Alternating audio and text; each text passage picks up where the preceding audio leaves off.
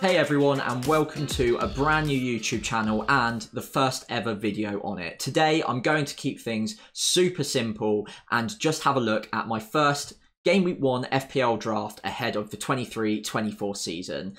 Hopefully you all enjoy the content and the channel, and if you did, it would be a great help if you could leave a like and subscribe to the channel just to help build it from a base of pretty much zero. Let's not waste any more time though, let's take a look at that draft now.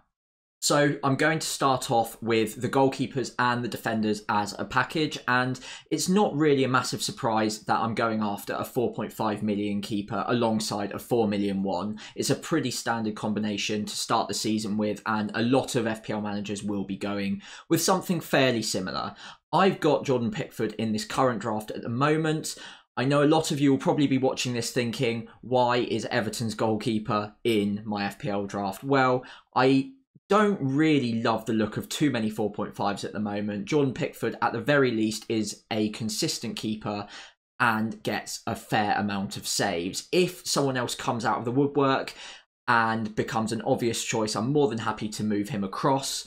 But for the time being, Jordan Pickford makes a lot of saves. I expect them to be a little bit more defensively solid under Sean Dyche this season, and I don't hate him as a pick. I've gone with a 4.0 as the backup in Areola. The reason being, Areola, more than any other 4.0 keeper at the moment, looks the most likely to actually take a starting spot at some point in the season. He might not get the starting spot to begin with for West Ham, but a lot of West Ham fans are thinking that he is in line to take over from Fabianski at some point soon. And if he does, 4.0 for a West Ham keeper is an absolute bargain. So moving on to the defence, and one player that is dividing the FPL community at the moment is Trent Alexander-Arnold.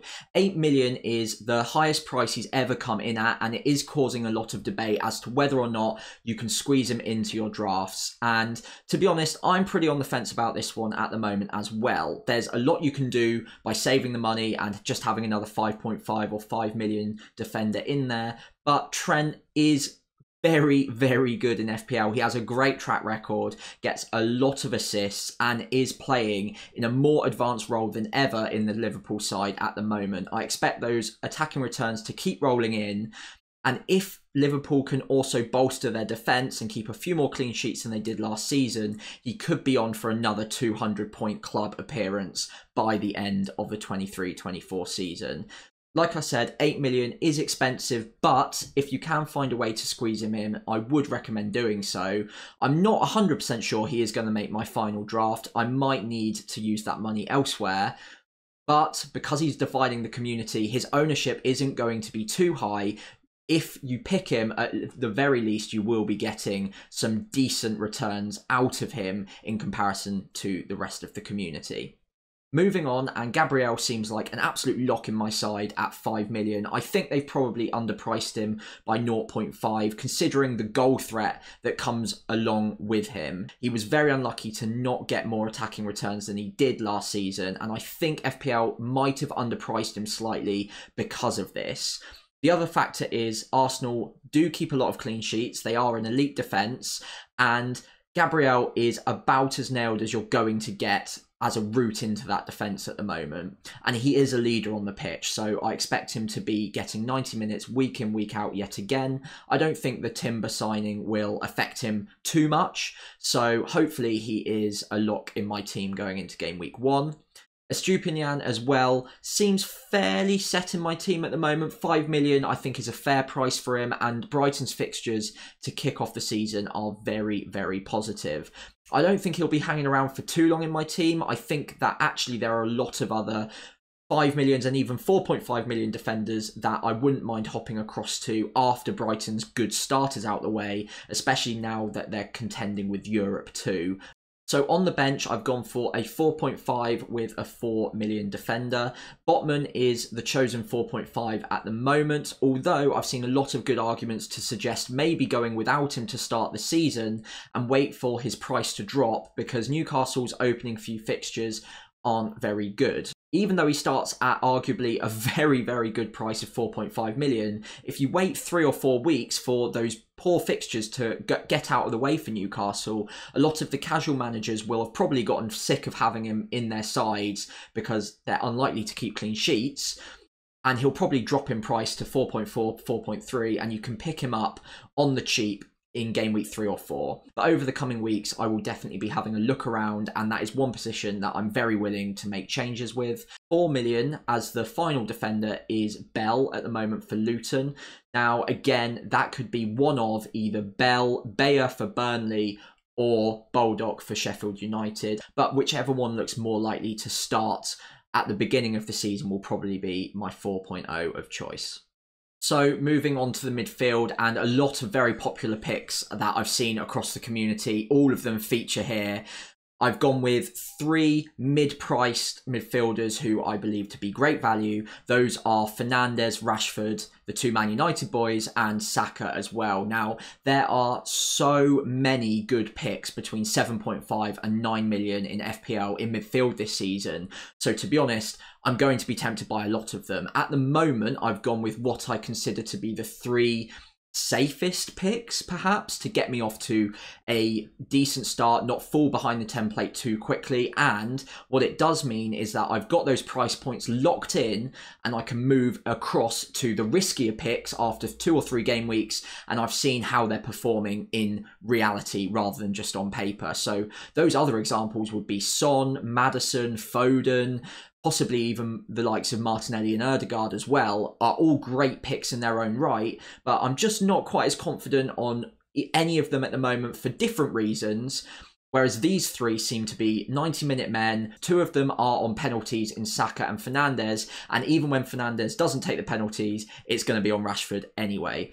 All 3 of which have great underlying data and good fixtures to start the season, so I'm backing them all to give me a strong start, and even though they might not be the most exciting and different picks, in combination, I still don't think those 3 are going to be highly owned as a triple, so it should get me off to a pretty solid start, and then I can move across to some of the flavour picks of the month and figure out which players that might have been slightly risky at the start of the season are actually nailed or performing as well as we all hope. One glaring omission, of course, is Mo Salah. He will inevitably score in game week 1, as he always does, and he is a player that I'm trying to find a way to squeeze into my draft. But at the moment, I think because we've got so many great picks at 8.5 to 9 million, and a real lack of picks at 4.5 to 5 million in the midfield or the forward category, especially picks that I'd actually be confident in getting either good minutes or any sort of attacking returns at all, it makes it quite hard to fit him in, because I'd prefer to have in combination 3 of these mid-price midfielders in Saka, Fernandes and Rashford, rather than sacrificing one of them to upgrade to Salah and then sacrificing another one of them to downgrade to someone 6 million or below to try and make up the budget to squeeze Salah in. I think that just seems like too much of a compromise to me at the moment.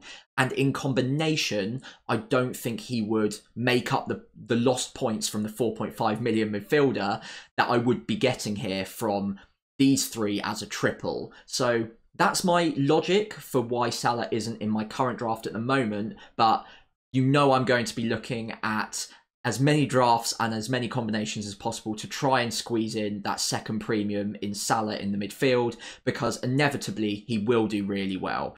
So moving on to the slightly lower price midfielders, but to be honest, there aren't really any budget picks here at the moment. The 6.5s in Mitoma and Mbeumo, I really like the look of. Mitoma obviously looked electric last year, and I'd expect him to get off to a strong start again. As I mentioned, Brighton have some fantastic fixtures. Now, Mitoma could be changeable or interchangeable for either Pascal Gross or Solly March as well, who both have good underlying data, and in Gross's case, I expect him to be on penalties and quite a lot of set pieces as well. So even though Mitoma seems to be the flavour pick at the moment, I wouldn't be too surprised if March or Gross both end up being quite good options as well. Moving on to Mbeumo, and again, he's going to be pretty popular going into game week 1.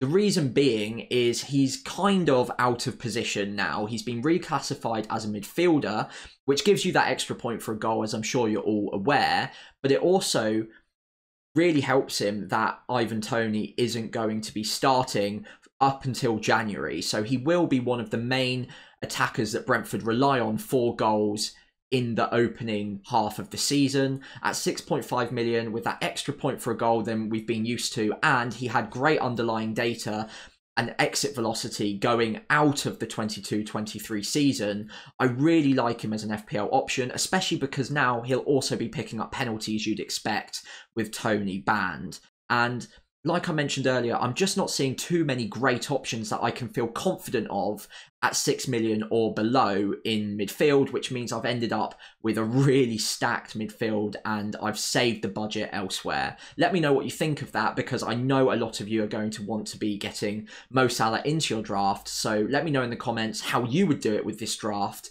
and if you think there are any glaring other omissions that I've made from the midfield.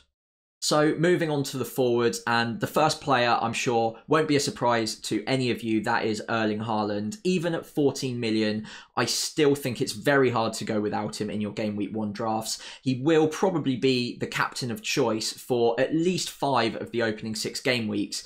And to be honest, he looks pretty much set and forget in most of our teams for the entire season, barring any doubles or blanks that might come up later. I think it's very hard to go without him, especially with Burnley away in that opening fixture. He's going to be very, very scary to back against. No surprises there. He is my game week 1 captain. As long as he doesn't get injured, that is probably locked in. What is probably more surprising is the fact that Cody Gakpo is my second striker. A lot of love for Gabriel Jesus at the moment. With this draft, I couldn't actually fit him in anyway, because as you can see, I have maxed out the budget. So at 7.5 million, I really like Cody Gakpo. It does give me some pretty good Liverpool cover going into game week 2 when they go up against Bournemouth. He won't be fancied by a lot of people, but I think he is probably their favoured centre-forward at present. Jota as well is going to be a great pick at times this season, but he can be used out wide as well. And I think the way that Cody Gakpo fit into the Liverpool side in the second half of the season, despite not having that pre-season to really get up and running in the Liverpool side, to learn the system and to learn that role, a role that is very complex, by the way, that false 9 that Firmino played so well over several seasons now seems to be Gakpo's burden to bear. And even though he had no pre-season, he had no time to really learn the role, he still ended up taking it off of Firmino last season anyway, and playing it very well. I think he scored 7 goals, got 3 assists in half a season. That's not bad work at all. As long as he continues to start in that centre-forward role, I think at 7.5 million, he will be fantastic value for money. Obviously, the question mark is, with so many great striking options at Liverpool, will he be in the favoured 11? And I honestly think that he will be. That is the question mark, whether or not he will be starting week in, week out. You've got to have at least one punt in your first game week 1 draft. So Cody Gakpo at the moment is that man. And to be honest, I've got a bit of a good gut feeling about him. So we'll see if he remains in the team going into game week 1 in 4 weeks' time. The 4.5 million striker on the bench at the moment is Surridge, but take your pick of any of the 4.5s. Archer seems to be quite popular as well. And of course, if Balogun gets a Premier League move to another side, he could be very popular at 4.5. Obviously went to the French League and did very, very well last season. If he did get that Prem move and got consistent minutes, he could be a bit of a game breaker at 4.5, and it could enable you to get that second premium in this draft. Have to wait and see on Balogun. At the moment, he's not an option, and of course, because Arsenal will be so popular in the first few weeks, I don't want him on my bench as an Arsenal player, because it locks me out of having a third Arsenal player elsewhere if one of them looks to be very popular. For the moment, I'm pretty happy with this draft. Let me know what you think of it as well. I'm sure there will be plenty of picks that you disagree with. There are some glaring omissions in there, like Mo Salah and Harry Kane, of course. But I think that it's got quite a nice balance to it. It does enable me to have 2 Liverpool players going into game week 2, although it does mean that I'm going without Mo Salah. So let me know what you think of this team in the comments. And, of course, as my first video, it would be great if you could leave a like, subscribe, and let me know what you thought of the video in the comments below as well. In the meantime, I hope you all have a great pre-season. Hopefully I'll see you again on the channel soon. Stay tuned for plenty of great FPL content on the FPL Pricey channel over the next few weeks.